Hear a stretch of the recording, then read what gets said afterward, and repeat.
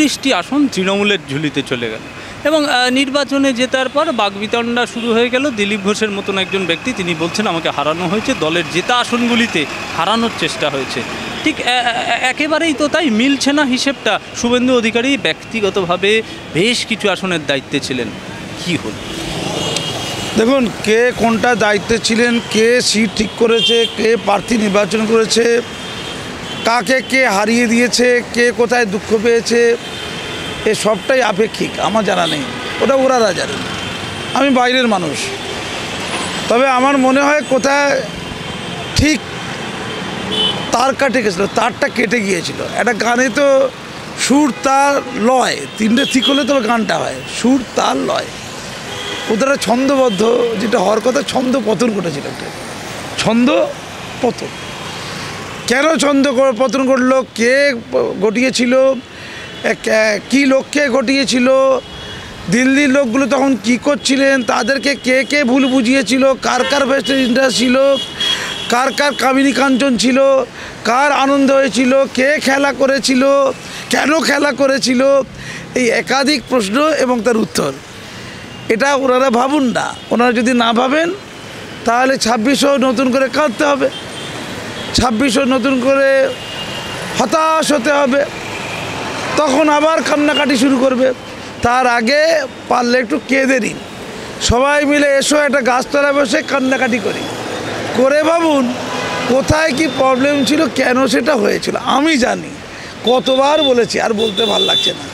আমি তুচ্ছ লোক, আমি জানতে পারি, আর মোদিজিরা জানতে পারেন না। আমার এটা দুঃখ, আর কিছু না।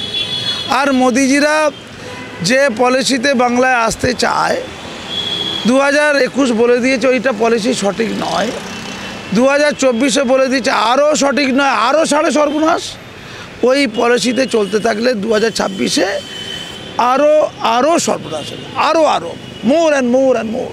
কিন্তু ডায়মন্ড হারবারে আমরা দেখলাম অভিষেক ব্যানার্জি 7 লাখ ভোটে জিতে গেল, 7 লাখের বেশি ভোট। তারপরে অভিজিৎ দাসকে বরখাস্ত করা হলো, বলা হলো তৃণমূলের যোগ। তাহলে ভোটের আগে কদিন আগে জানতে পারা যায়নি পার্টি? তা তো এইটা অনেকটা মেকআপ হতো।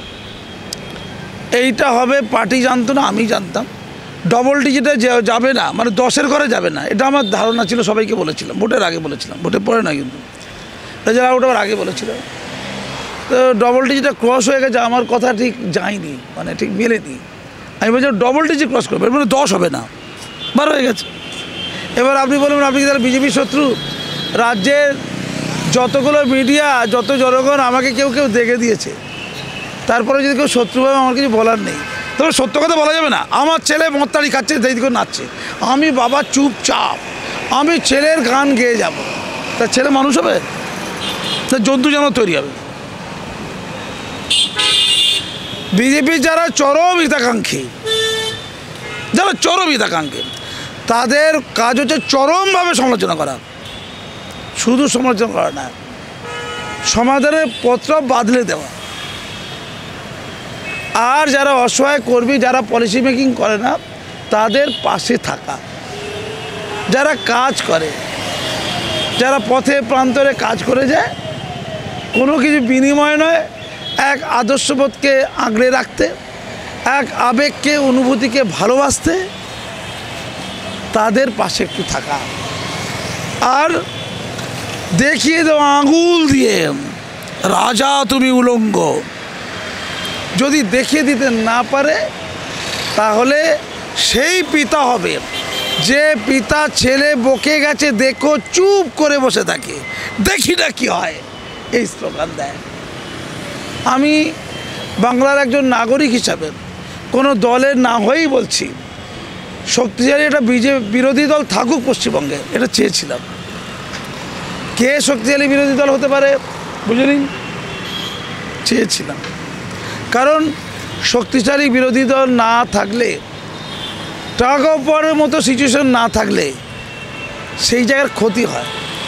সেই দৃষ্টিকোণ থেকে মোদিজিরা গোটা ভারতবর্ষে বেশি আসন পায়নি, কম পেয়েছে, আশাতীত কম। তাতে ভারতের কিন্তু সামগ্রিক ক্ষতি হয়ে যায়নি, বিজেপি পার্টির ক্ষতি হয়েছে। তার মানুষ কিন্তু তার গণতান্ত্রিক অধিকার, পার্লামেন্ট কিন্তু জনগণের স্বাধিকার খুঁজে নিতে পারবে। যদি মোদিজি একলাই 450 পেয়ে যেতেন, তাহলে গণতান্ত্রিক বা অন্য কেউ, ধরুন রাহুল গান্ধী 450 পেয়ে গেল, একই কথা।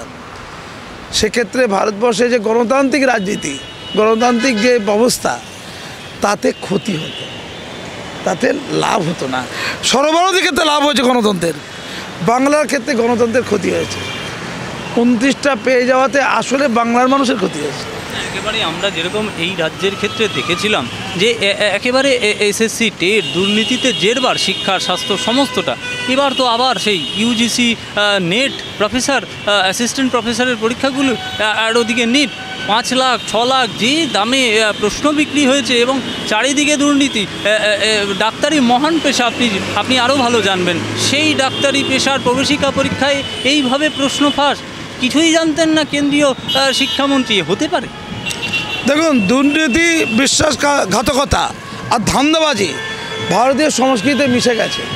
আপনি সুলতানি আমল থেকে শুরু করুন, যারা বাবরকে এনেছিল তারা ইব্রাহিম লোদির সাথে ষড়যন্ত্র করে এনেছিল, তারা ভারতীয় ছিল। যারা ব্রিটিশদের এনেছিল হায়দার আলী টিপু সুলতানকে পরাস্ত করতে, ওই নিজাম আর মারাঠারা ব্রিটিশদের সঙ্গে ছিল। যারা বাংলা ব্রিটিশদের আনতে চেয়েছিল, তারা সিরাজউদ্দৌলার বিরুদ্ধে গিয়ে মির্জাপুর, রাজদুল্লাভ, রাজবল্লভ, জগতের বিচারদের সাহায্য করেছিলাম। এইগুলো ভারতবর্ষের কালচার। সামান্য কিছু কারণে কত লোক বিশ্বাসঘাতকতা করে বিপ্লবীদের ধরিয়ে দিয়েছিল, করে টাকার বিনিময়।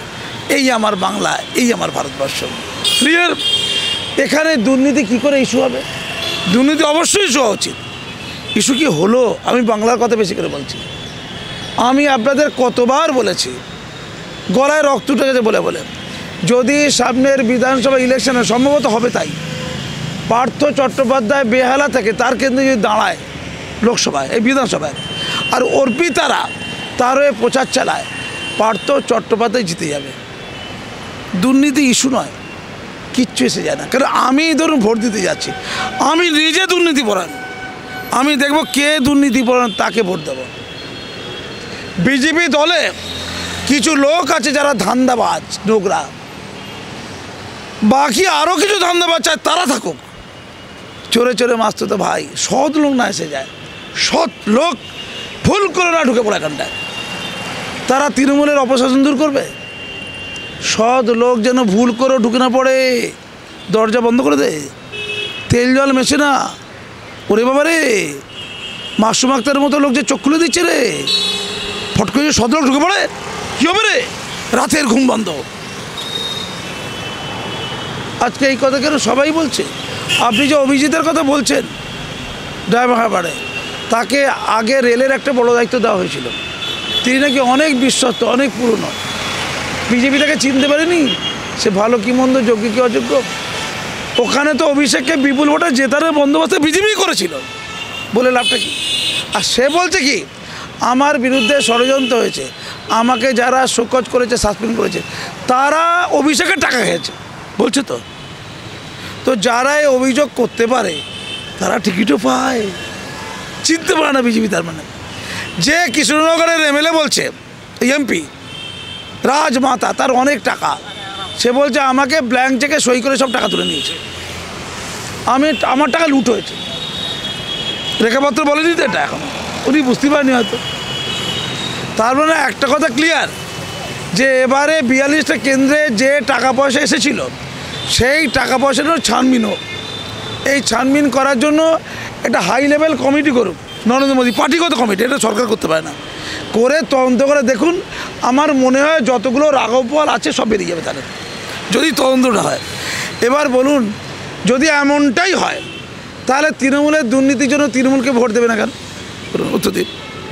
দুর্নীতির কী হয়েছে? তা লক্ষ্মীর ভাণ্ডার তো দিয়েছে। এবার আপনি বলবেন লক্ষ্মীর ভাণ্ডার বিজেপির 3000 দিত, আবার বিজেপি বলছে লক্ষ্মীর ভাণ্ডার নিয়ে তো ভিক্ষা চাইছো। একবার বলছে ভিক্ষা চাইছো, তারপর বলছে 3000 টাকা দেবো এলে, তারপর আরও বেশি ভিক্ষা দেবে। মানে তোমরা কম ভিক্ষা পাও, আমরা ক্ষমতা এলে বেশি ভিক্ষা দেবো। এই কথা বললে কেউ শুনবে? বাবা দরকার নেই, কবে এরা আসবে ঠিক আছে, এই দিদি যা দিচ্ছে ওটাই সই। বাংলার লোকের টাকা দরকার, একদম নিটল কাঁচা টাকা, উন্নয়ন দরকার নেই। সে তো কতবার বলেছি ভাই। আর বিজেপি একটা পলিসি নিয়েছে, আমরা বাঙালি, বলছে আমরা বাঙালি, রবীন্দ্রনাথ কার নাম পে হাম লোগ কিতনা বড়া কবি হ্যাঁ রবীন্দ্রনাথ ঠাকুর। দিল্লি থেকে লোক এসে বলেছে, ও থেকে কি বাঙালি হয়ে যাবে?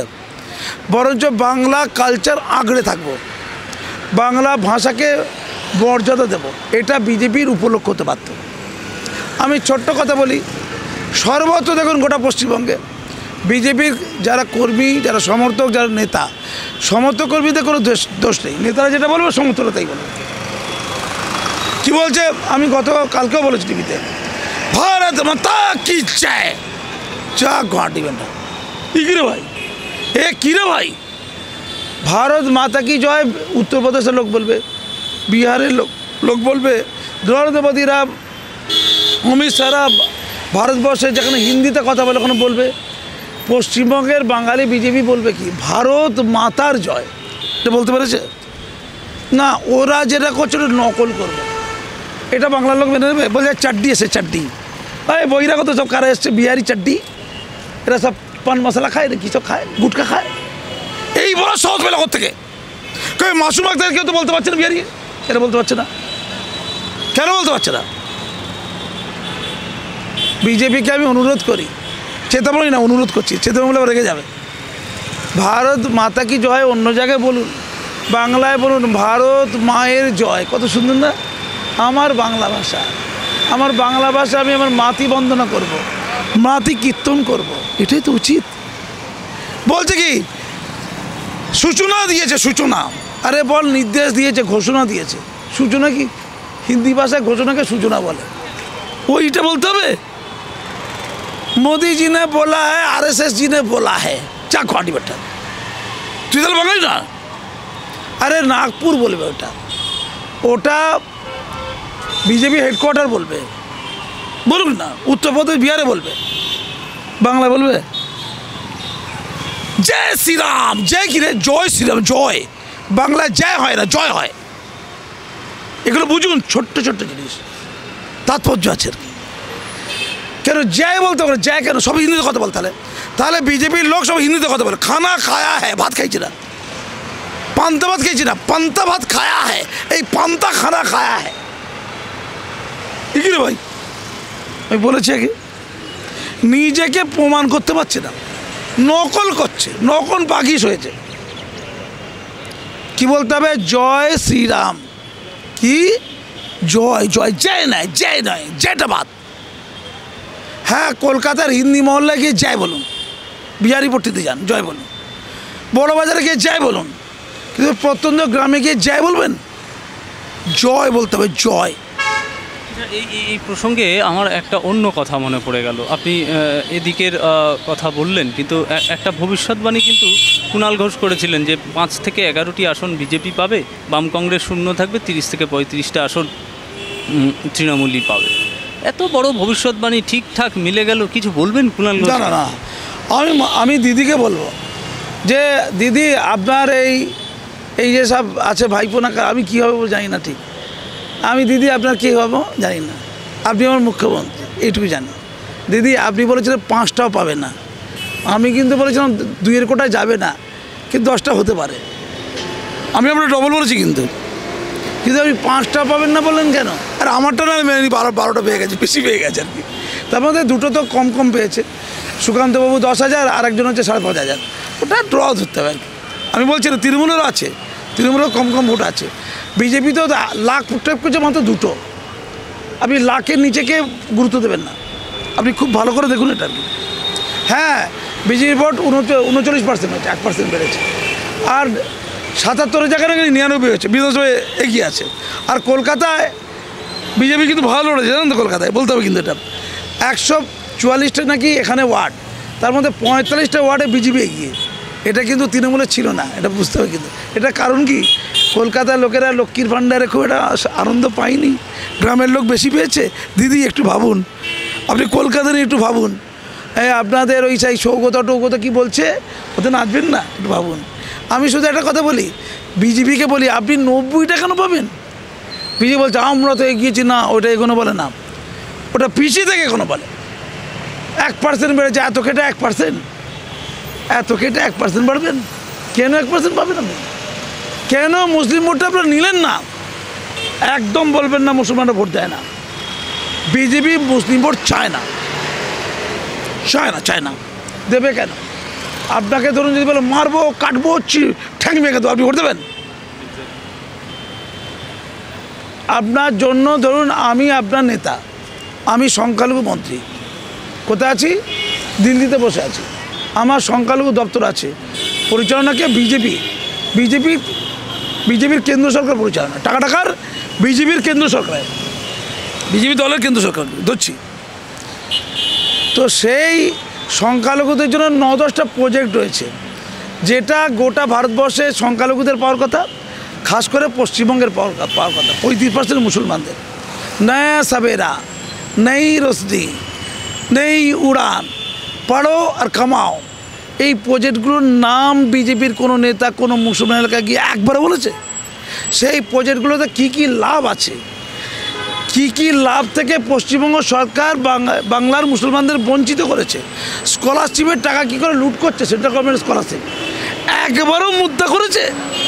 মুসলমানদের কাছে সংখ্যালঘুটা ছেড়ে দিন, মুসলমান বলুন, 99% সংখ্যালঘু মুসলমান। কেন সংখ্যালঘু বলছেন? মুসলমানদের ভোটটা চাইনি, তাই পায়নি। তাই একটাও এমপি মুসলমানদের টিকিট পায়নি, আর একটাও কেন্দ্রের সরকারের মন্ত্রী মুসলমান নেই। লোক কেন মুসলমানরা ভোট দেবে বলুন তো? আমি বলছি বিপুল হারে ভোট দিত। তাই বিজেপি ভোটটা পায়নি। ভোটটা পেয়েছিল কারা? যারা প্রচণ্ডভাবে মাননীয়ার প্রতি, তৃণমূলের প্রতি রুষ্ট হয়েছিল, খেপে চলেছে মুসলমানরা, তারা ভোট দেওয়ার কথা ছিল কাকে? সিপিএমকে, কংগ্রেসকে, আইএসএফকে। 3টে দল থেকে শেষ মুহূর্তে ভোট তৃণমূলে চলে গিয়েছিল। ওরা কি বুঝেছিল? মারবো, কাটবো, এটা বলাতে কি হয়েছিল?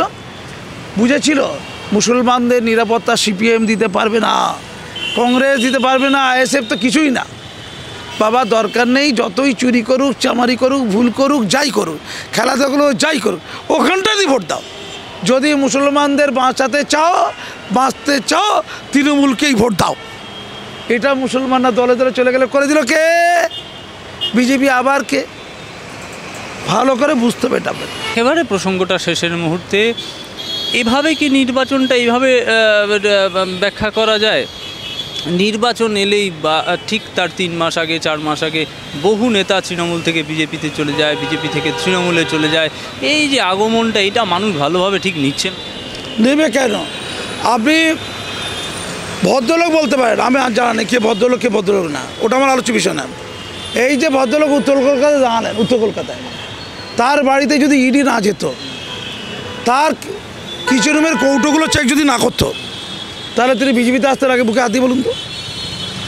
তিনি 20 বছর ধরে নরেন্দ্র মোদীকে খিস্তি দিয়ে গেলেন, আর 4 মাস আগে এসে তিনি টিকিট পেয়ে গেলেন। এটা কোনো যুক্তি আছে? হেরে ভুতলেন। আমার বক্তব্য হচ্ছে এই পাগলামি লোক নেবে না। লোক কেন নেবে? অসহায় কর্মী সমর্থকদের পাশে থাকাটা শিখুন, মমতার থেকে ট্রেনিং নিয়ে শিখুন, মমতার থেকে ট্রেনিং নিয়ে।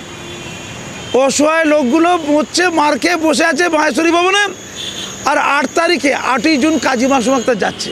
বিজেপি লোকগুলো সব দিল্লি যাওয়ার জন্য, মোদিজির কাছ থেকে সেলফি তোলার জন্য সব দিল্লি চলে গেছে, বিজেপির রাজ্য বিজেপি লোকেরা। লোক মানবে এটা?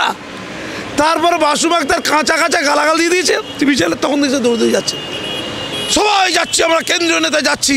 তার মধ্যে 10 দিন চলে গেছে। আমার গালাগাল শোনার পর মনে হয়, আচ্ছা আমি এটা আমলোক যেতে পারি, শুধু যাওয়া না, আমি তো টাকা পয়সা দিতে পারবো না, অত টাকা পয়সা নেই আমার কাছে। যাদের কাছে কোটি কোটি টাকা, সেই কোটি কোটি টাকা তো কর্মীদের কাছে যাবে, নেতাদের কাছে কেন? কোটি কোটি টাকাটা নেতাদের কাছে কেন বলুন তো? তাই নেতাগুলো ওই টাকা নেওয়ার জন্য যায়? আগে উত্তর দিন আমাকে। কর্মীদের কাছে যাবে।